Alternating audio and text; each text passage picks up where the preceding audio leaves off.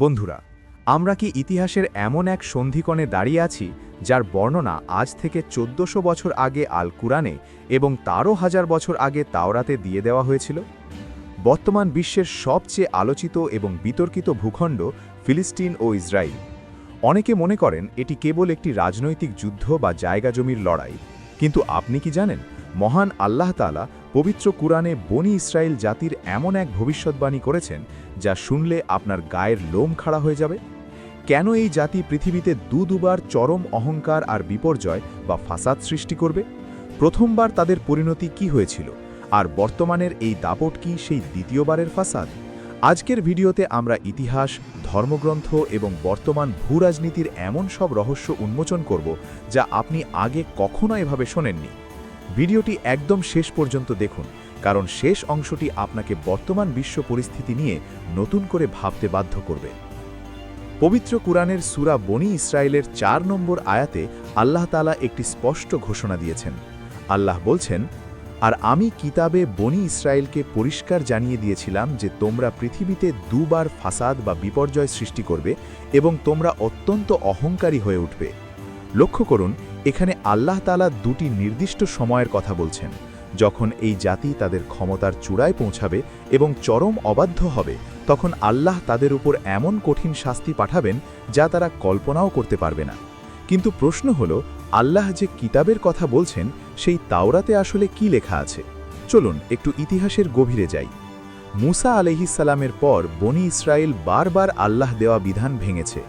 আপনি যদি বাইবেলের দ্বিতীয় বিবরণ বা ডিউটেরনমি ২৮ অধ্যায়টি পড়েন, সেখানে স্পষ্ট বলা আছে, যদি তোমরা তোমাদের প্রভুর কথা না শোনো তবে তোমরা অভিশপ্ত হবে। শুরুতে তারা অনেক ছোটখাটো অবাধ্যতা করেছে, কখনো নবীদের কথা অমান্য করা, কখনো বা মূর্তি পূজায় লিপ্ত হওয়া। এর ফলে তারা ছোটখাটো অনেক শাস্তির সম্মুখীন হয়েছে, কিন্তু তারা তখনও পৃথিবীতে বড় কোনো বিপর্যয় বা ফাসাদ সৃষ্টির মতো শক্তিশালী হয়ে ওঠেনি। তাদের মূল শক্তির উত্থান ঘটে দাউদ আলাইহিসসালাম ও সুলাইমান আলাইহিসসালামের আমলে, কিন্তু আসল রহস্য শুরু হয় সুলাইমান আলাইহিসসালামের ইন্তেকালের পর থেকে। তখনই তৈরি হয় সেই প্রথম মহাবিপর্যয়ের পটভূমি। সুলাইমান আলাইহিসসালামের পর বনি ইসরায়েল জাতি দুই ভাগে ভাগ হয়ে যায় এবং তারা চরম পাপাচার ও অহংকারে লিপ্ত হয়। আল্লাহ তাদের সতর্ক করতে বারবার নবী পাঠিয়েছেন, কিন্তু তারা এতটাই উদ্ধত ছিল যে নবীদের হত্যা করতেও দ্বিধা করেনি। এটাই ছিল কুরআনে বর্ণিত সেই প্রথম ফাসাদ। আল্লাহর ঘোষণা অনুযায়ী খ্রিস্টপূর্ব ৫৮৬ অব্দে তাদের ওপর চড়াও হয় ব্যাবিলনের রাজা বখতে নাসার বা নেবুকাদনেজার, যাকে আল্লাহ কুরআনে বলেছেন আমার অত্যন্ত শক্তিশালী বান্দা। বখতে নাসারের বাহিনী জেরুজালেমকে মাটির সাথে মিশিয়ে দেয়, তাদের পবিত্র হাইকাল বা সুলাইমানি মন্দির ধ্বংস করে এবং কয়েক লক্ষ ইহুদিকে বন্দী করে দাস হিসেবে নিয়ে যায়। বনি ইসরায়েলের সেই প্রথম দাপট আর অহংকার মুহূর্তেই ধূলিস্যাৎ হয়ে যায়। সময়ের পরিক্রমায় পারস্য সম্রাট সাইরাসের মাধ্যমে তারা আবারও জেরুজালেমে ফিরে আসার সুযোগ পায়, কিন্তু তারা কি শিক্ষা নিয়েছিল? না। যখন হযরত ঈসা আলাইহিসসালাম বা যিশু আসলেন, তারা তাকে নবী হিসেবে মানতে অস্বীকার করল এবং তাকে হত্যার ষড়যন্ত্র করল। তবে একটা বিষয়ে লক্ষ্য করুন, এই সময়ে তারা কোনো স্বাধীন রাষ্ট্র বা বিশাল শক্তির অধিকারী ছিল না, বরং তারা ছিল রোমানদের অধীনে।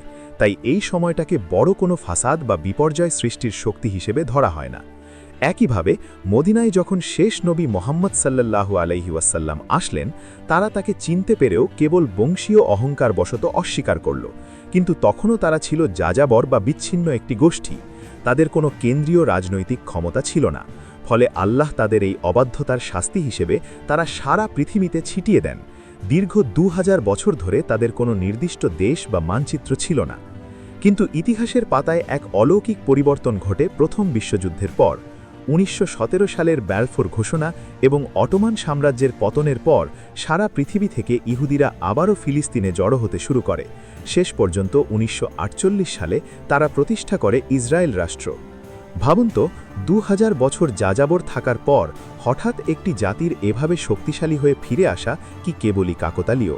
কুরআন বলছে না।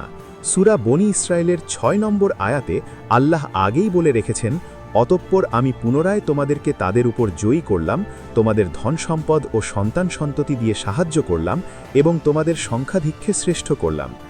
আজকের তাদের যে উন্নত প্রযুক্তি, পারমাণবিক শক্তি এবং বিশ্ব রাজনীতির নিয়ন্ত্রণ, এটি কি কুরআনে বর্ণিত সেই দ্বিতীয় উত্থান নয়? আজ তারা পৃথিবীর অন্যতম শক্তিশালী জাতি, কিন্তু এই শক্তির ব্যবহার তারা কিভাবে করছে? আজ ফিলিস্তিনের মাটিতে যে অবর্ণনীয় রক্তপাত, আল আকসা নিয়ে যে গভীর ষড়যন্ত্র এবং বিশ্বজুড়ে তাদের যে দাপট, এটি কি কুরআনে বর্ণিত সেই দ্বিতীয় ফাসাদ বা চরম অহংকার? আল্লাহ আইন হল, যখনই কোনো জাতি জুলুমের চরমে পৌঁছায় তখনই তাদের পতনের ঘণ্টা বাজে। সূরা বনি ইসরায়েলের ৭ নম্বর আয়াতে আল্লাহ সতর্ক করেছেন, দ্বিতীয়বার যখন সেই সময় আসবে তখন আবারও শত্রুরা তোমাদের মুখমণ্ডল বিকৃত করে দেবে এবং মসজিদে অর্থাৎ আল আকসায় প্রবেশ করবে, ঠিক যেমন তারা প্রথমবার করেছিল। বন্ধুরা, ইতিহাস সাক্ষী, অহংকার কখনো স্থায়ী হয় না। বনি ইসরায়েল তাদের নিজেদের কিতাবে যা পড়েছিল এবং কুরআন আজ থেকে ১৪০০ বছর আগে যা আমাদের জানিয়েছে, তার প্রতিটি শব্দ আজ আমাদের চোখের সামনে মিলে যাচ্ছে। এখন প্রশ্ন হলো, আমরা কি সেই চূড়ান্ত পরিণতির দিকেই এগিয়ে যাচ্ছি? আজকের এই আলোচনা যদি আপনার বিবেককে নাড়া দিয়ে থাকে, তাহলে ভিডিওটি শেয়ার করুন, যাতে অন্যান্যরাও এই ঐতিহাসিক এবং ধর্মীয় প্রেক্ষাপটটি বুঝতে পারে। আপনার মূল্যবান মতামত কমেন্টে জানান। আপনি কি মনে করেন বর্তমান পরিস্থিতি সেই দ্বিতীয় ফাসাদ? এই ধরনের গবেষণাধর্মী ভিডিও আরও পেতে সাবস্ক্রাইব করে সাথেই থাকুন। আল্লাহ আমাদের সবাইকে শক্ত বোঝার তৌফিক দান করুন। আমিন।